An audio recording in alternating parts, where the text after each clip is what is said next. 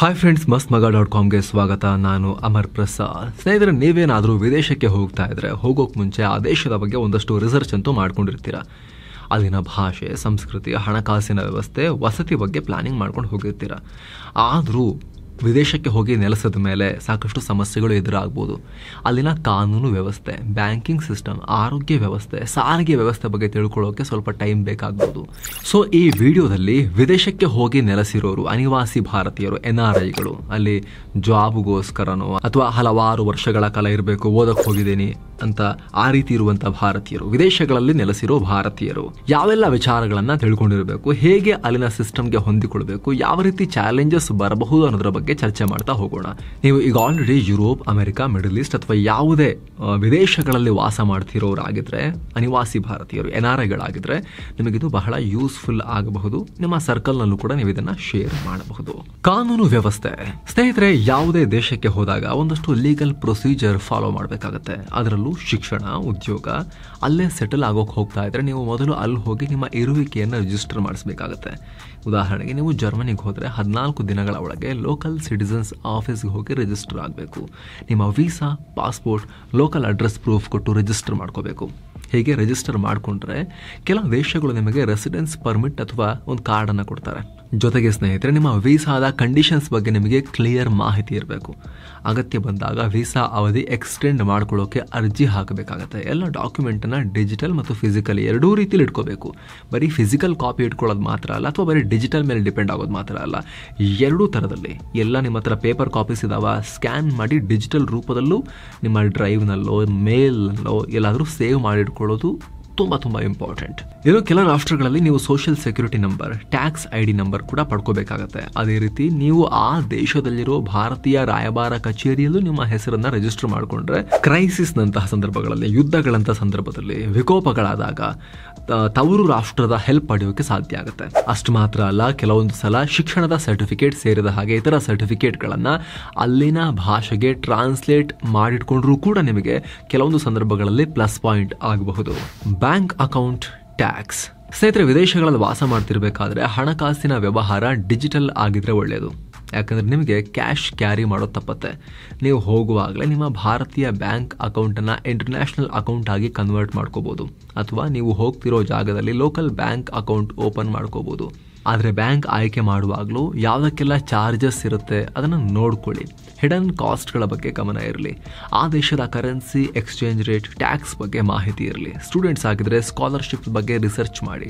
Education system, job opportunities ಬಗ್ಗೆ ಅಲ್ಲಿ ಹೋದ್ಮೇಲೂ ಕೂಡ ರಿಸರ್ಚ್ ಮಾಡ್ತಾರೆ.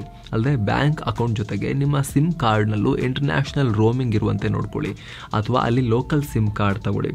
ಜೊತೆಗೆ ಒಂದಷ್ಟು ಎಮರ್ಜೆನ್ಸಿಗೆ ಅಂತ ಲೋಕಲ್ ಕಾಂಟ್ಯಾಕ್ಟ್ಗಳನ್ನು ಇಟ್ಕೊಂಡಿರೋದು ತುಂಬ ಇಂಪಾರ್ಟೆಂಟ್.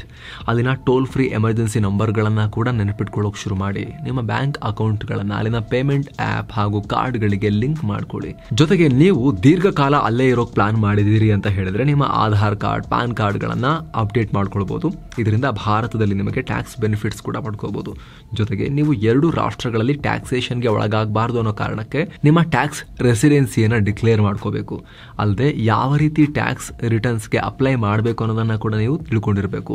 ಇದಕ್ಕೆ ಸಂಬಂಧಪಟ್ಟಂತೆ ನೀವು ಆಡಿಟರ್ ಅಥವಾ ಚಾರ್ಟರ್ಡ್ ಅಕೌಂಟೆಂಟ್ಗಳ ಸಲಹೆ ಪಡಿಬೇಕು. ಸ್ನೇಹಿತರೆ, ದೊಡ್ಡ ಪ್ರಮಾಣದಲ್ಲಿ ನೀವು ಫಿನಾನ್ಷಿಯಲ್ ಬರ್ಡನ್ನಿಂದ ಬಚಾವಾಗಬಹುದು. ಇದರ ಬಗ್ಗೆ ಕರೆಕ್ಟಾಗಿ ಪ್ಲಾನ್ ಮಾಡಿಕೊಂಡು ಈ ಆಡಿಟರ್ಗಳು ಮತ್ತು ಈ ಚಾರ್ಟರ್ಡ್ ಅಕೌಂಟೆಂಟ್ಗಳ ಇಂಟೆಲಿಜೆಂಟ್ ಸಲಹೆಗಳನ್ನು ಪಡ್ಕೊಂಡ್ರೆ. Health care. ಲೋಕಲ್ ಡಾಕ್ಟರ್ ಅಥವಾ ಕ್ಲಿನಿಕ್ಗಳಲ್ಲಿ ನಿಮ್ಮ ಹೆಸರನ್ನು ರಿಜಿಸ್ಟರ್ ಮಾಡ್ಕೋಬಹುದು. ಇದರಿಂದ ಅಗತ್ಯ ಬಿದ್ದಾಗ ಬಹಳ ಬೇಗ ನಿಮಗೆ ಸರ್ವಿಸ್ ಸಿಗ್ಬೋದು.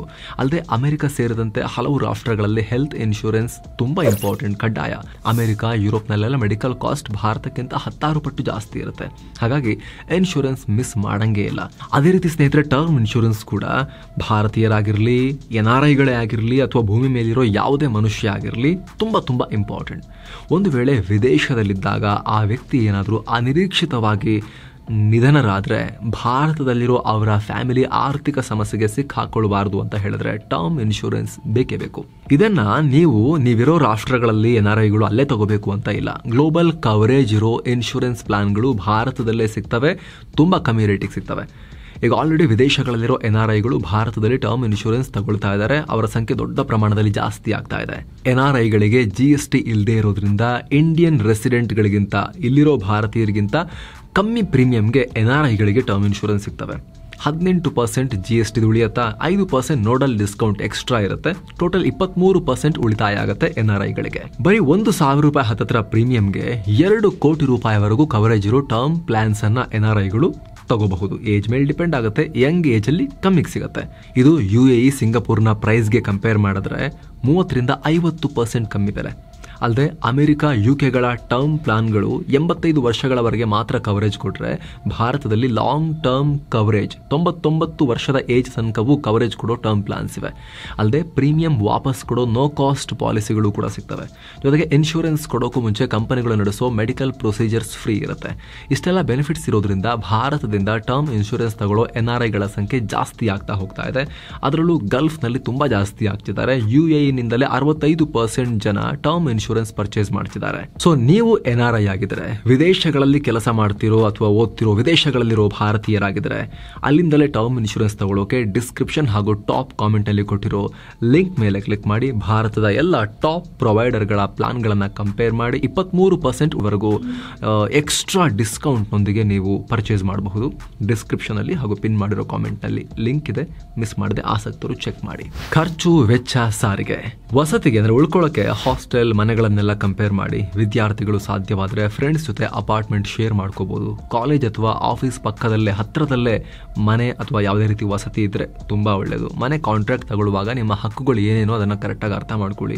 UAEನಲ್ಲಿ ಮನೆ ಮಾಡುವಾಗ ಕೂಲಿಂಗ್ ಸಿಸ್ಟಮ್ ಇರಲೇಬೇಕು.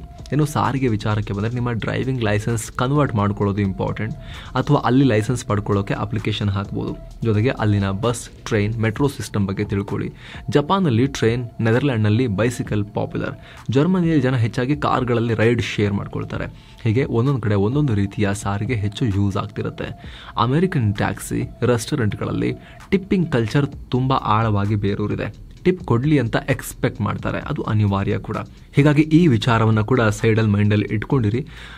ಮನೆ ಊಟಕ್ಕೆ ಪ್ರಿಫರೆನ್ಸ್ ಕೊಟ್ಟರೆ ತುಂಬ ಒಳ್ಳೆಯದು. ಲೋಕಲ್ ಹಣ್ಣು ತರಕಾರಿ ರೇಷನ್ನಲ್ಲಿ ಅಡುಗೆ ಮಾಡೋದನ್ನು ಕಲ್ತ್ರೆ ನೀವು ಅಲ್ಲಿನ ಜನಜೀವನಕ್ಕೆ ಈಸಿಯಾಗಿ ಅಡ್ಜಸ್ಟ್ ಆಗ್ಬೋದು.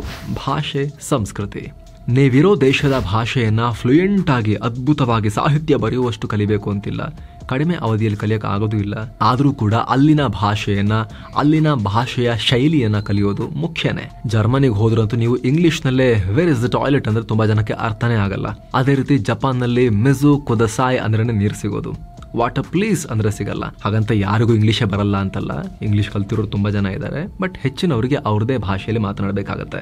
ಹೀಗಾಗಿ ವಿದೇಶಗಳಲ್ಲಿರೋ ಭಾರತೀಯರು ಟ್ಯಾಕ್ಸಿ ಅವರಿಗೆ ಅಡ್ರೆಸ್ ಹೇಳಬೇಕು, ಬಸ್ ಅಥವಾ ಟ್ರೈನ್ ಬಗ್ಗೆ ವಿಚಾರಿಸಬೇಕು ಅಂದ್ರೂ ಕೂಡ ಲ್ಯಾಂಗ್ವೇಜ್ ಇಂಪಾರ್ಟೆಂಟ್ ಆಗುತ್ತೆ. ಸೊ ಒಂದಷ್ಟು ಬೇಸಿಕ್ಸ್ ಅನ್ನಾದ್ರೂ ಕೂಡ ಕಲ್ತ್ಕೊಳ್ಳೇಬೇಕು. ನನಗೆ ಇಂಗ್ಲಿಷ್ ಬರುತ್ತೆ, ನಾನು ಇಂಗ್ಲಿಷ್ ಸ್ಪೀಕಿಂಗ್ ಕಂಟ್ರಿಗೇನೆ ಹೋಗಿದ್ದೀನಿ, UKಗೆ, ಅಮೆರಿಕಾಗೆ, ಆಸ್ಟ್ರೇಲಿಯಾಗೆ, ನ್ಯೂಜಿಲೆಂಡ್ಗೆ ಹೋಗಿದ್ದೀನಿ ಅಂದರೂ ಕೂಡ ಅಲ್ಲಿನ ಸ್ಲ್ಯಾಂಗ್ ಕಲ್ತ್ರೆ ಅಲ್ಲಿನ ಜನರೊಂದಿಗೆ ಬೆರೆಯೋದು ಈಸಿ ಆಗುತ್ತೆ. ಅಲ್ಲಿನ ಆಕ್ಸೆಂಟಲ್ಲಿ, ಅಲ್ಲಿನ ಜನರು ಮಾತನಾಡೋ ಶೈಲಿಯಲ್ಲೇ ಮಾತನಾಡೋಕೆ ಕಲ್ತ್ರೆ ಇನ್ನಷ್ಟು ಹತ್ತಿರ ಆಗ್ಬೋದು ಅವರಿಗೆ ಬೇಗ. ಇದಕ್ಕೆ ಸಾಕಷ್ಟು ಆ್ಯಪ್ಗಳಿದಾವೆ, ಬೇರೆ ಬೇರೆ ಪ್ರೋಗ್ರಾಮ್ಗಳಿದಾವೆ, ಅವುಗಳ ಹೆಲ್ಪನ್ನು ಕೂಡ ನೀವು ಪಡ್ಕೊಳ್ಬಹುದು. ಜೊತೆಗೆ ನಿಮ್ಮ ಗಮನಕ್ಕಿರಲಿ, ಯಾವ ದೇಶಕ್ಕೆ ಹೋಗ್ತಿರೋ ಅಲ್ಲಿನ ಭಾಷೆ ಮತ್ತು ಭಾಷೆಯ ಶೈಲಿಯನ್ನು ಕಲಿತಷ್ಟು ಒಳ್ಳೆ ಜಾಬ್ ಆಪರ್ಚುನಿಟಿ ಸಿಗೋ ಸಾಧ್ಯತೆ ಜಾಸ್ತಿ ಆಗುತ್ತೆ.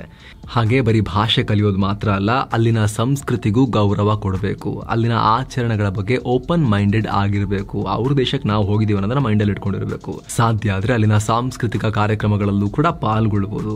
ಅಲ್ಲಿನ ಆಹಾರವನ್ನು ಟ್ರೈ ಮಾಡಿ ಅದರ ಫ್ಲೇವರನ್ನು ಅರ್ಥ ಮಾಡ್ಕೋಬೋದು. ಅಲ್ಲಿನ ಸ್ಟೂಡೆಂಟ್ಸ್ ಅಥವಾ ಜನರಿಂದ ವಿಚಾರಗಳನ್ನು ತಿಳ್ಕೊಳ್ಬೋದು. ಅವ್ರನ್ನ ಗಮನಿಸಿ ಅಲ್ಲಿನ ಜನ ಹೇಗೆ ನಡ್ಕೊಳ್ತಾರೆ ಅನ್ನೋದನ್ನು ಕಲಿಬಹುದು. ಸೌದಿ, UAEಗಳಂಥ ದೇಶಗಳಲ್ಲಿ ಟಫ್ ರೂಲ್ಸ್ ಇರುತ್ತೆ. ಒಂದಷ್ಟು ರೀತಿಯ ಗೆಸ್ಚರ್ಗಳನ್ನು ಮಾಡೋದು ಕೂಡ ಇಲ್ಲಿಗಲ್ ಅಲ್ಲಿ. ರಂಜಾನ್ ತಿಂಗಳಲ್ಲಿ ಪಬ್ಲಿಕ್ ಪ್ಲೇಸಲ್ಲಿ ತಿನ್ನೋ ಹಾಗಿಲ್ಲ. ಸೌದಿಯಲ್ಲಿ ಮದ್ಯಪಾನ ಕಟ್ಟುನಿಟ್ಟಾಗಿ ನಿಷೇಧ ಇದೆ. ಮುಸ್ಲಿಮೇತರರು ಮಕ್ಕಾ ಮದೀನಾಗೆ ಹೋಗೋ ಹಾಗಿಲ್ಲ. ಸಿಂಗಾಪುರ್ನಲ್ಲಿ ಸಾರ್ವಜನಿಕ ಸ್ಥಳದಲ್ಲಿ ಚೂಯಿಂಗ್ ಗಮ್ ತಿನ್ನೋದು ಇಲ್ಲೀಗಲ್. ರೋಡ್ ರೂಲ್ಸ್ ಕೂಡ ಬಹಳ ಟಫ್ ಇರುತ್ತೆ. ಜರ್ಮನಿಯಲ್ಲಿ ಹೈವೇನಲ್ಲಿ ಇಂಧನ ಖಾಲಿಯಾಗೋದು ಕೂಡ ಅಪರಾಧ, ಖಾಲಿಯಾಗಂಗಿಲ್ಲ, ನೀವು ಕೇರ್ಫುಲ್ ಆಗಿರಬೇಕು. ಫ್ರಾನ್ಸ್ನಲ್ಲಿ ಡ್ರೈವಿಂಗ್ ಮಾಡಬೇಕಂದ್ರೆ ಕಾರ್ನಲ್ಲಿ ಬ್ರೀದ್ ಲೈಸರ್ ಅಂದರೆ ಉಸಿರಾಟದ ಉಪಕರಣ ಇರಲೇಬೇಕು.